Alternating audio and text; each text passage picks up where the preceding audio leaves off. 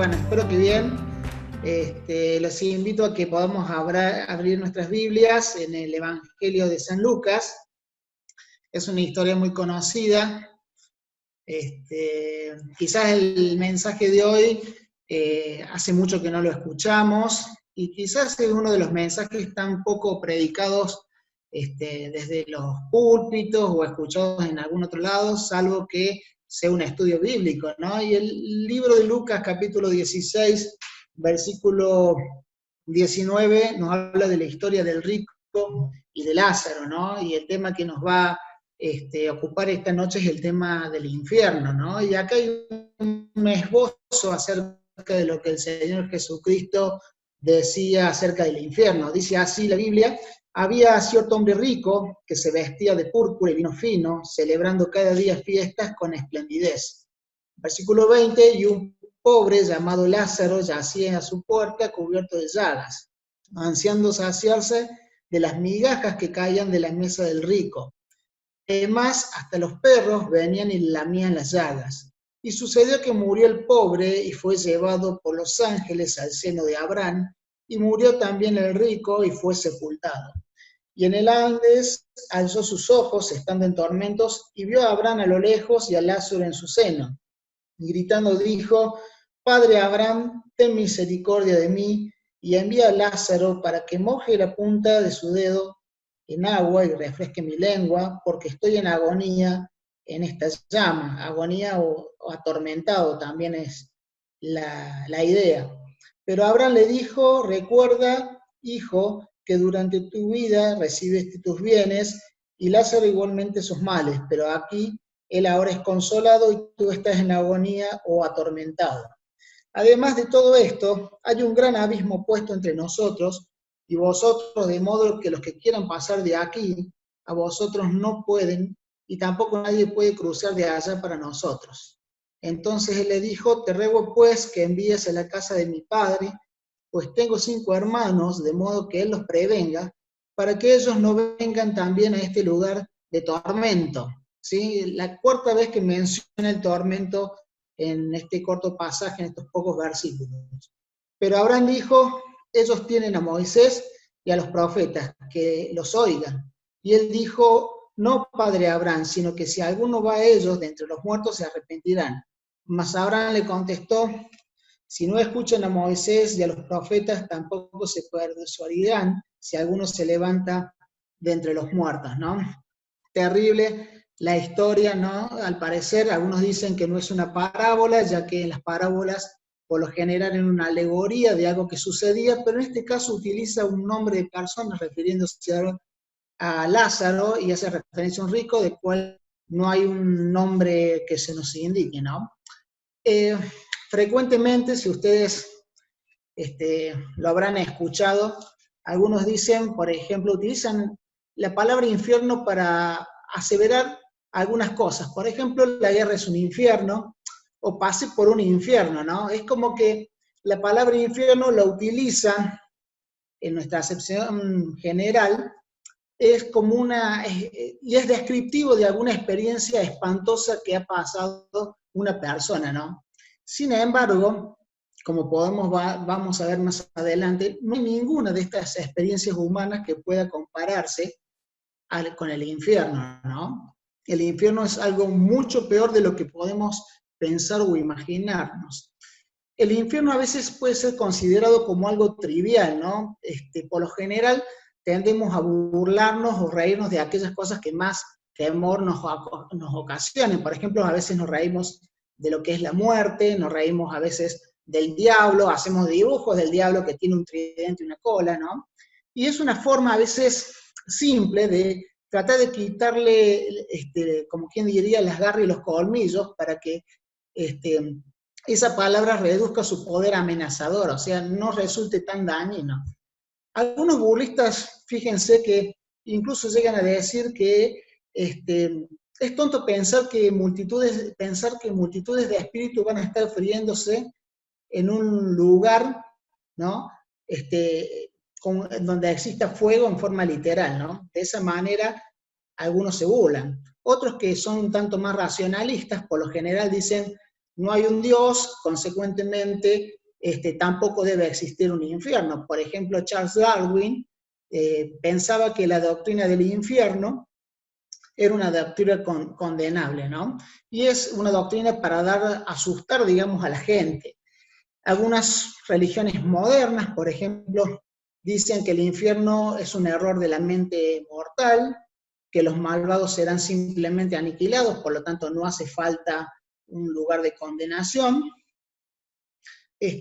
Otros creen en el infierno, pero no como una existencia sin fin. También, bueno, existen distintas acepciones, distintos pensamientos, y de acuerdo sea la corriente, sean ateos, sean racionalistas, sean religiosos, todos piensan acerca del infierno de una manera distinta, ¿no?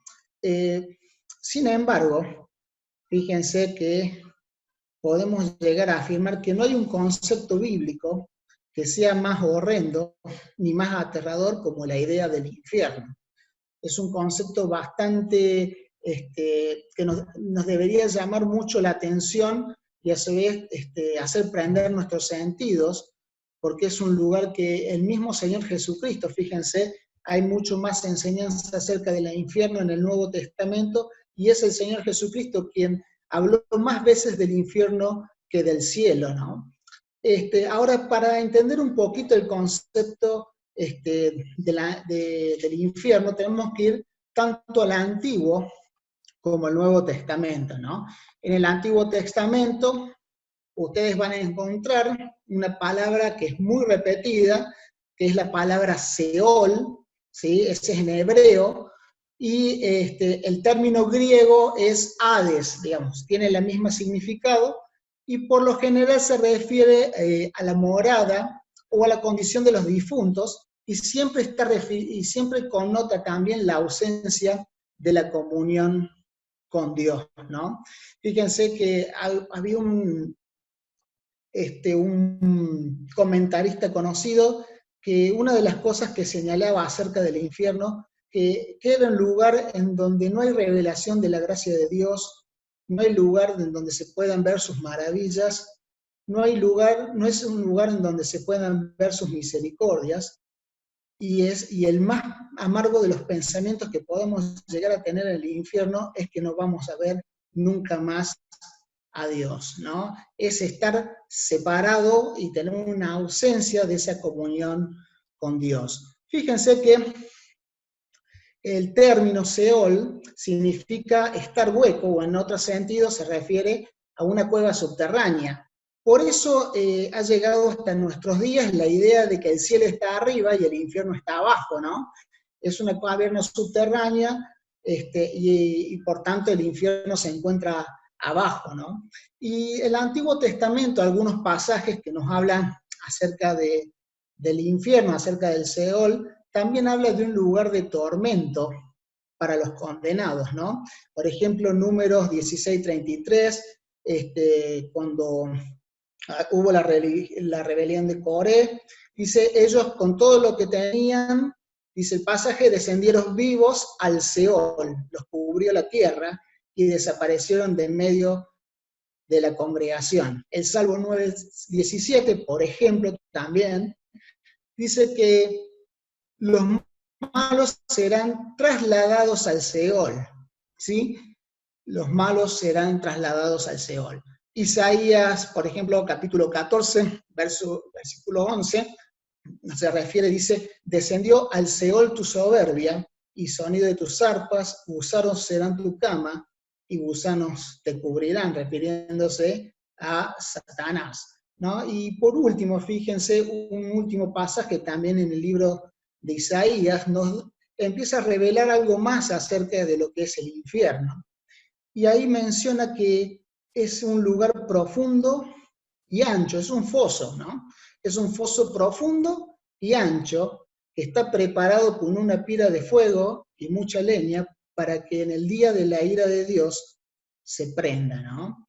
Para que el soplo de Jehová, dice el texto, lo encienda. Y allí dice también el texto que es un lugar en donde hay un torrente de azufre, ¿no? De azufre. O sea, todos elementos que en algún momento arderán y se provocará, digamos, lo que hoy conocemos como la idea del infierno. Siempre lo asociamos a un lugar caluroso, ¿no? Por así decirlo. Están quedando 3 minutos. El término, les decía, en el Antiguo Testamento, entonces, hablábamos de que el infierno es el Seol, o en términos generales, en términos del griego, vendría a ser el Hades. En el Nuevo Testamento se usa otro término, que es un término que se denomina Gehenna, ¿sí? Para que ustedes puedan tener una idea, ese es un nombre derivado del hebreo, y que se refiere a un lugar, que era el Valle de los Hijos de Hinnom, que era un lugar que se utilizaba para sacrificar a los niños en un culto que se realizaba a Moloch. Eso lo pueden encontrar en los libros de Reyes principalmente. Estaba situado en la zona suroeste de Jerusalén, ¿no? También esa zona era conocida como el Valle de Tofet. La traducción de ese lugar significaba escupitagio, ¿no? Escupitajo, perdón, y se asociaba a una región despreciable, ¿no? Era un lugar en donde se destinaba para quemar todo lo que era la basura o los desperdicios de Jerusalén. Allí también, para que tengan una idea de lo terrible que era este lugar, que luego del levantamiento de la caída de Jerusalén en el año 70, ¿sí? Hubo cerca de 600 cuerpos que fueron depositados y quemados allí. Fue una gran fosa común. Era un lugar también en el Antiguo Testamento para el enterramiento de los cadáveres, ¿no? Como resultado de esto, ¿no? Se convirtió ese lugar en un símbolo del juicio y del castigo eterno de parte de Dios. Ahí estamos de nuevo. Habíamos dicho, entonces habíamos hablado acerca del infierno, la terminología que se usa en el Antiguo Testamento, que era Seol en hebreo o Hades en griego, y en el Nuevo Testamento se utilizaba la idea del Gehenna, digamos, que estaba referido más básicamente a un lugar de enterramiento de cadáveres, a un lugar en donde se sacrificaban niños a Moloch, a un lugar que pasó a ser despreciable, ¿no? Que era una fosa común y donde se quemaban los desperdicios de Jerusalén, y donde básicamente la idea del fuego que nunca se apagaba, se podía ver y se podía oler a lo lejos, ¿no? Ahora, cuando hablamos del infierno, tenemos que pensar, como recién decíamos, si el infierno es realidad o símbolo. Bueno, la Biblia habla exclusivamente de que una interpretación literal hace referencia a un lugar. Sin embargo, fíjense que la Biblia usa símbolos de lo que es el infierno, ¿no? Por lo cual podemos concluir que esa realidad es mucho de peor de lo que las imágenes que podemos ver a través de la Biblia nos están sugiriendo. Fíjense una cosita, ¿no? La Biblia describe el infierno como un lugar de oscuridad, un lugar de tinieblas, un pozo, un abismo. Este es un lugar donde hay fuego que arde con azufre, es un lugar donde el llanto y el crujir de dientes no paran, es un lugar de separación de las bendiciones de Dios, es una prisión, básicamente, un lugar de tormento donde el gusano no morirá jamás, y es un lugar de muerte. Así que un poquito estas definiciones nos hacen sentir que o poner la piel de gallina, ¿no? Acerca de lo que es el infierno. Ahora, ¿no? Quiero comentarles acerca de 5 cosas que nos habla la Biblia acerca del infierno. En primer lugar, si bien muchos ya lo conocemos, el infierno es la separación eterna de Dios, ¿no? Vieron que recién les decía que a veces hacemos algunos chistes, ¿no? Bueno, voy a ir bueno, si me porto mal voy al infierno, allá me voy a encontrar con mis amigos, la vamos a pasar bomba, va a haber fiesta todo el día. Son ideas que el común de la gente tiene. Sin embargo, lo peor del infierno está relacionado con lo mejor del cielo, es decir, Si en el cielo va a estar Jesucristo, en el infierno va a estar la ausencia del Señor. Si en el cielo vamos a estar acompañados por nuestros hermanos, en el infierno vamos a estar distantes. Fíjense que recién leíamos el libro de Lucas, el capítulo 16, dice que Abraham estaba con Lázaro y había una gran separación entre el cielo y el infierno, no había forma de pasar de un lado para el otro, ¿no? Había un gran abismo. Y eso nos hace pensar a nosotros que no es un lugar de fiesta o de jolgorio, como algunos dicen, sino que allí va a ser la misma presencia de Dios la que va a estar atormentando a las personas, ¿no? Fíjese que la Biblia también habla que aún en el Seol, en el Antiguo Testamento, dice, está Dios, pero Dios va a estar en ese lugar para atormentar a aquellos que no han aceptado su gracia, ¿no? En el infierno, como dicen algunos comentaristas, Dios estará presente en la plenitud de su ira divina, ¿no? Es un lugar sumamente aterrador estar separados de Dios eternamente. En segundo lugar, decíamos, es un lugar de castigo, pero no es un lugar donde va a haber crueldad, ¿no? A veces pensamos que el infierno se va a cometer alguna crueldad. Sin embargo, fíjense que Dios es imposible que sea cruel, ¿no? Dios es justo y Dios va a infringir un castigo en el infierno de acuerdo a la maldad y de acuerdo a las obras. Fíjense que si para algo les va a servir las obras que hicieron las personas, ¿sí? Aquellas que no creyeron en el Señor Jesucristo, es para ver la magnitud de la pena que Dios les iba a traer, ¿no?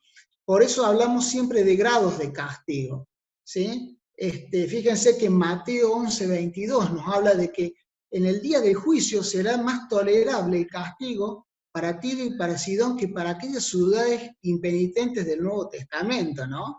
Hay una gradualidad en el castigo. Fíjense que cuando Jesús estaba hablando incluso con Pilato, Jesús le dice, Pilato por ahí decía, tenía autoridad sobre todas las personas, y Jesús le dice, ninguna autoridad tendrías contra mí si no te fuese dada de arriba. Y ahí describe en pocas palabras el grado de condenación. Dice, por lo tanto, el que a ti me ha entregado, mayor pecado tiene, ¿no? Entonces ahí es un lugar de castigo, ¿no? Para seguir, ¿no? Básicamente, por eso hablábamos de que no es un lugar de crueldad, Dios es justo y establecerá un castigo acorde a la pena o a las obras de los hombres. Ahora, la condenación está determinada por el mayor pecado que se pueda cometer en la historia, que es la incredulidad. Dice Juan que el que no cree ya ha sido condenado por cuanto no ha creído en el Señor Jesucristo. O sea, no hay mayor condenación que haber rechazado a la sangre preciosa de Cristo en la cruz, ¿no? Así que decíamos, por un lado, que tenemos por un lado la separación eterna, por otro lado hablamos de un castigo sin crueldad, por otro lado hablamos de eternidad, ¿no? Es lo más aterrador del infierno, dice, es su eternidad. Comentaba, no sé si ustedes habrán leído o habrán tenido referencia alguna vez, la Divina Comedia del Dante Alighieri describía la siguiente, había una inscripción en las puertas del infierno en donde decía, abandonad toda esperanza, vosotros los que entráis. Es que fíjense que no va a haber posibilidad de salir del infierno, ¿no? La pena ya está establecida, dice la Biblia que está establecido para los hombres que mueran sola vez y después viene el juicio, ¿no? Ahora uno se preguntará si es justo que Dios castigue eternamente a aquellos que han cometido algún pecado durante un periodo breve de tiempo en la tierra, ¿no? Algunos dicen, bueno, pecamos algunas personas habrán vivido 20, 30, 40 años, ¿no? Habrán pecado, y dice, bueno, pero por 40 años de pecado voy a ser condenado toda una eternidad. Bueno, la respuesta es evidente, ya la estuvimos meditando un poco, es que la gravedad del pecado no se mide por el tiempo, sino por la perversidad, y sobre todo por la falta de arrepentimiento, ¿no? Fíjense que si Dios ha puesto, dice en la Biblia, eternidad en el corazón de los hombres. Y por lo tanto, un pecador que es eterno también merece un castigo que es eterno, ¿no? Lamentablemente, recién veíamos en el pasaje, no hay escapatoria, ¿no? Y no hay posibilidad de arrepentimiento.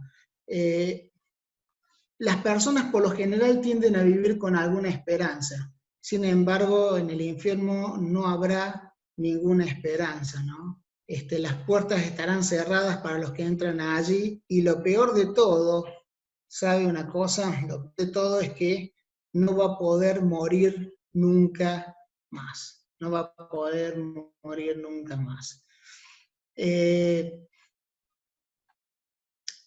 cuarto lugar, para ir avanzando también, y esto es lo más notable, el infierno es un lugar que originariamente fue preparado para Satanás y sus demonios, ¿no? La Biblia habla en esos términos. Sin embargo, el hombre, por su naturaleza caída, decidió vivir aparte de Dios y tuvo la misma condenación que tuvo Satanás, ¿no? Satanás, el diablo no es el dueño del infierno, como algunos lo creen. El diablo va a compartir la prisión juntamente con aquellos que no han decidido no creer en el Señor Jesucristo, ¿no? Fíjense que el capítulo 25, 41 es muy evidente lo que dice el Señor. Dice, apartados de mí, malditos, al fuego eterno, preparado para el diablo y para sus ángeles, ¿no? Y por el último lugar, ¿no? Tiene que quedarnos, a partir de todo lo que hemos podido ir estudiando, un mensaje para nosotros los cristianos. En primer lugar, ¿no? Los cristianos tenemos la esperanza ya de ir al cielo. Lo cantamos recién en la primera canción. Y Jesús mismo dijo que en el cielo, dice, hay muchas moradas, ¿no? Y que se fue a preparar lugar para nosotros. Es un lugar acogedor el cielo, ¿no? Sin embargo, el infierno para los cristianos debe traernos a la reflexión. Fíjense que el Señor Jesucristo, en numerosos de sus mensajes, le decía a sus discípulos que si tu mano, tu pie o tu ojo te fuera ocasión de caer, bueno fuera que te lo cortaras, porque es mejor entrar en la vida, digamos, manco, cojo o ciego, ¿no? Que ser echado al infierno, ¿no? En el fuego que nunca puede ser apagado. ¿Qué quiere decirnos esto, no? Hay veces que es preferible optar, digamos, la amonestación del Señor, ¿no? Es decir, hay veces que hay cosas que como cristianos tenemos que dejar sabiendo que nuestro destino es estar en la gloria celestial. Si hay algo que nos puede hacer caer, si hay algo que nos puede generar tentación, digamos, es preferible dejarlo de lado. Si hay algo que incluso que sea bueno, tenemos que dejarlo de lado porque sabemos que eso puede llegarnos a nosotros a distraernos, ¿no? Puede llegarnos a nosotros a relajarnos y a distraernos. No vamos a tener el destino del infierno, pero lo que el Señor quiere enseñarnos para nosotros es que es mejor abandonarlo, sabiendo el destino eterno que vamos a tener. En segundo lugar, para los que no creen en Cristo, el Señor Jesucristo, fíjense, les decía lo siguiente en Mateo 10:28. Dice, no temáis a los que matan el cuerpo, mas el alma no pueden matar. Temed más bien a aquel que puede destruir el alma y el cuerpo en el infierno, ¿no? temed más bien a aquel que puede destruir el alma y el cuerpo en el infierno. ¿Sabe una cosa? Recién hablábamos de que el infierno es un lugar de eterna condenación. Y las personas, va a llegar un momento, a aquellos que van a resucitar para muerte, que van a tener ese destino. Unas van a resucitar para vida, como ya lo mencionamos, son aquellos que creyeron en el Señor Jesucristo, ¿no? Y otras van a resucitar simplemente para escuchar su condena, para escuchar lo que en los libros de Dios dicen acerca de él y para ir directamente al infierno. Por eso siempre recuerdo, si ustedes se acuerdan del himno número 2, dice: a Jesucristo ven sin tardar, que entre nosotros hoy Él está, y te convida con dulce afán, tierno, diciendo ven. Más adelante dice: su voz se escucha sin vacilar, y grato acepta lo que hoy te da. Tal vez mañana no habrá lugar, no te detengas, ven. Conmovedor el himno, y fíjense cómo termina el pasaje de Lucas 16. Lucas 16. Desesperado, el rico le pide a Abraham que alguien vaya y le dé el mensaje a sus hermanos para que no caigan en ese tormento.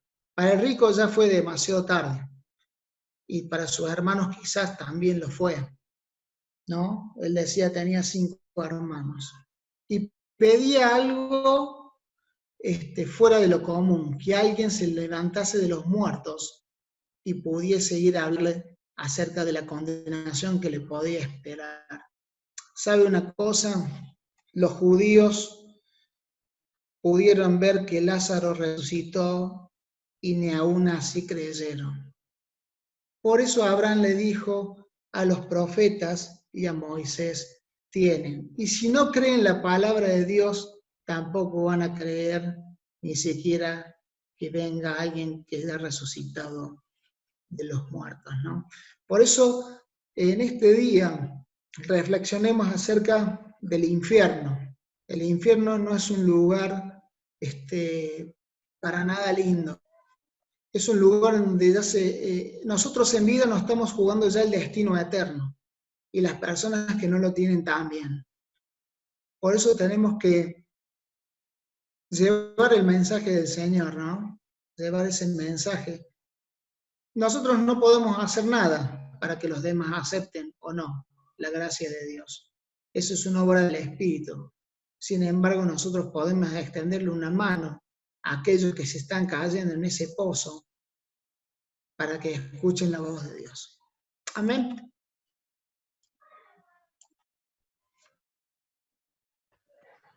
Gracias, Yamil.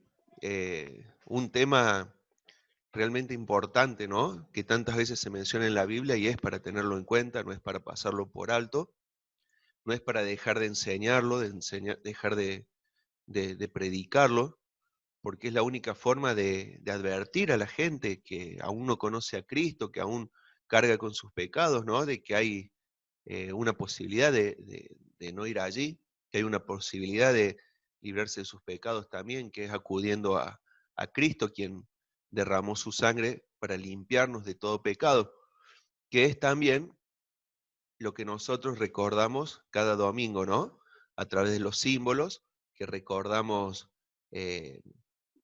quién es Jesús, recordamos qué hizo Jesús por nosotros, recordamos que Él no pecó mientras estuvo aquí en la tierra, siendo Dios mismo y habiendo sido tentado, como somos tentados nosotros, Él no cayó en tentación, no pecó, y así todo fue condenado a la pena de muerte, fue clavado en un madero, y contrario a lo que haríamos nosotros de pedir venganza o justicia o lo que sea, Él oraba: Padre, perdónalos porque no saben lo que hacen, yendo a la cruz, en la cruz.